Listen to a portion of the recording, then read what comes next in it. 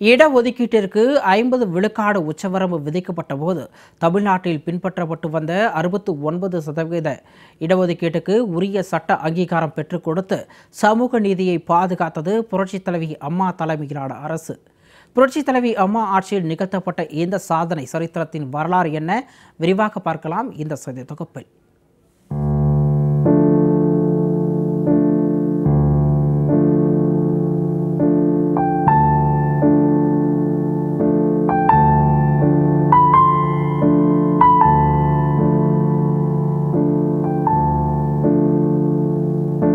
தமிழ்நாட்டில் கல்வி மற்றும் அரசு வேலைவாய்ப்புகளில் முன்னேறிய சமூகத்தின் ஆதிக்கத்தை கட்டுப்படுத்தும் பொருட்டு 1921ஆம் ஆண்டு சாதி அடிப்படையிலான இடஒதுக்கீடு கொண்டுவரப்பட்டது. இதனையடுத்து 1980ஆம் ஆண்டு அப்போதைய தமிழக முதலமைச்சராக இருந்த புரட்சித் தலைவர் எம்ஜிஆர் தலைமையிலான அரசு பிற்படுத்தப்பட்டோருக்கான இடஒதுக்கீட்டின் அளவை 31%இலிருந்து 50%ஆக உயர்த்தியது. இதனால் ஒட்டுமொத்த இடஒதுக்கீட்டின் அளவு 68% உயர்ந்தது. இதில் பழங்குடியினருக்கு 1% இடஒதுக்கீடு அளிக்கப்பட்டு மொத்த இடஒதுக்கீட்டின் அளவு 69% உயர்ந்தது. அந்த காலகட்டத்தில் இடஒதுக்கீடு தொடர்பான உச்சவரம்பு ஏதும் நடைமுறையில் இல்லை. இப்படியான சூழலில்தான் 1990ஆம் ஆண்டு மண்டல் கமிஷன் பரிந்துரைகளை ஏற்று மத்திய அரசு துறைகளிலும் நிறுவனங்களிலும் பிற்படுத்தப்பட்டோருக்கென 27 விழுக்காடு இடஒதுக்கீடு செய்வதென மத்திய அரசு ஆணை வெளியிட்டது. தமிழகத்தில் பிற்படுத்தப்பட்டோருக்கு 50% இடஒதுக்கீடு வழங்கப்பட்டு வரும் நிலையில் மத்திய அரசின் 27 விழுக்காடு இடஒதுக்கீடு அரசாணை பின் விளைவுகளை ஏற்படுத்தும் என்பதை உணர்ந்த புரட்சி தலைவி அம்மா ஆட்சி அதிகாரத்தில் இல்லாவிட்டாலும் தமிழகத்தில் உள்ள பிற்படுத்தப்பட்ட மக்களின் உரிமை பறிக்கப்பட்டு விடக்கூடாது என்ற நோக்கில் அவர்களின் ஒட்டுமொத்த உணர்வுகளையும் பிரதிபலிக்கும் விதமாக 27 விழுக்காடு இடஒதுக்கீடு என்பதற்கு பதிலாக 50% இடஒதுக்கீடு செய்வதை கொள்கையாக ஏற்றுக்கொள்ள வேண்டும் என்று மத்திய அரசுக்கு அழுத்தம் கொடுத்தார். ஆனால் அப்போது ஆட்சியில் இருந்த கருணாநிதி தலைமையிலான அரசோ பிற்படுத்தப்பட்ட மக்களுக்கான இடஒதுக்கீட்டில் துளியும் அக்கறை இல்லாமல் மத்திய அரசின் அரசாணையை பாராட்டி தமிழக சட்டமன்றத்தில் தீர்மானம் நிறைவேற்றியது. மத்திய அரசின் இந்த முடிவுக்கு எதிராக சில மாநிலங்கள் தவிர்த்து நாடு முழுவதும் கலவரங்களும் எதிர்ப்பு பேரணிகளும் நடந்தன.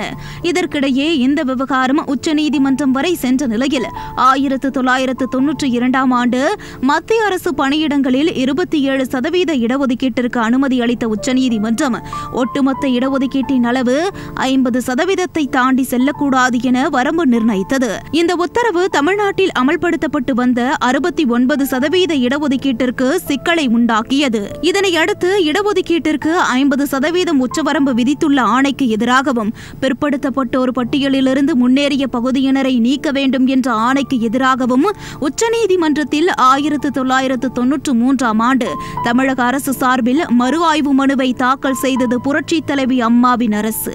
அதோடு தமிழ்நாடு பிற்படுத்தப்பட்டோர் கமிஷன் ஒன்றையும் அமைத்தது மாண்புமிகு அம்மாவின் அரசு.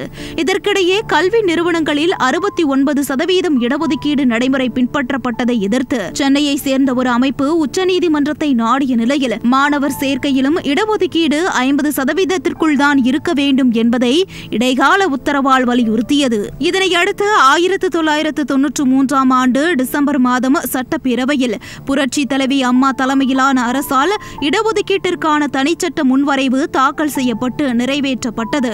அதாவது பிற்படுத்தப்பட்ட மக்களின் முன்னேற்றத்திற்கு எந்த வகையிலும் ஊறு நேரா வண்ணம் இனிவரும் காலம் முழுவதிலும் அரசு வேலைவாய்ப்பாக இருந்தாலும் சரி, கல்வி நிலையங்களில் அனுமதியாக இருந்தாலும் சரி 69% இடஒதுக்கீடு தொடர்ந்து அமலில் இருக்கத்தக்க வகையில் இந்திய அரசியல் சட்டத்தில் உயரிய திருத்தம் கொண்டுவர வேண்டும் என அந்த தீர்மானத்தில் வலியுறுத்தப்பட்டது. இதற்கு பிறகும் அச்சட்டத்திற்கு ஒப்புதல் அளிக்கும்படி குடியரசுத் தலைவருக்கும் பிரதமருக்கும் புரட்சித் தலைவி அம்மாவின் அரசு தொடர் அழுத்தங்களை கொடுத்த போதும் கூட குடியரசுத் தலைவரின் ஒப்புதல் கிடைக்கவில்லை.